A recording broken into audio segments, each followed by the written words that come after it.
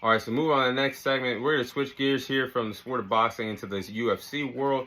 I'll be sharing my fight prediction for this weekend's fight in the UFC between Alexandre Pantoja and Brandon Royval. So this fight will be taking place in the co-main event of the UFC 296 card. We'll be seeing Alexandria Pantoja will be defending his flyweight championship against Brandon Royval. So this fight will actually be a rematch between the two respective fighters. This fight between the two respective fighters actually took place in the calendar year 2021 when Alexandria Pantoja picking up the win against Brandon Royval by submission in the second round in the calendar year 2021. So it was a pretty good fight between the two respective fighters. That was only a 3-round fight.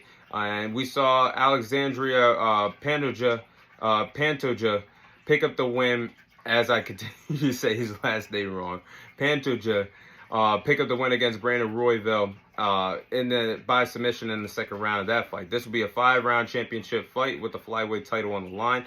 But my storylines heading into this fight, we saw Alexandria Pantoja pick up the win in his last outing. He'll be looking to defend his flyweight title for the first time in his UFC career after winning the title against Brandon Moreno in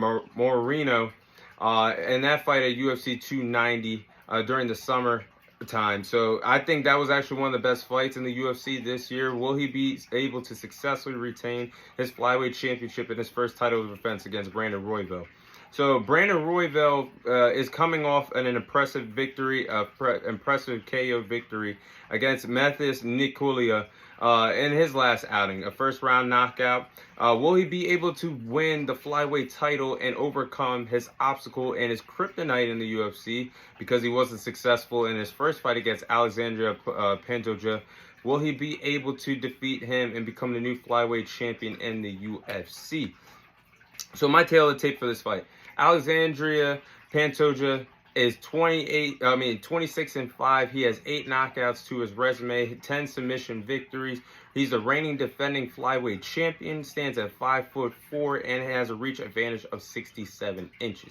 And then you look at Brandon Royval. Brandon Royval has 15 victories, 6 losses to his resume. He has 4 knockout victories. He has 9 submission victories. He stands at 5'8" and has a reach advantage of 68 inches. So the height and the reach advantage goes to Brandon Royval. I think that's pretty key because we've seen him use his distance in the striking department in their first fight between the two respective fighters.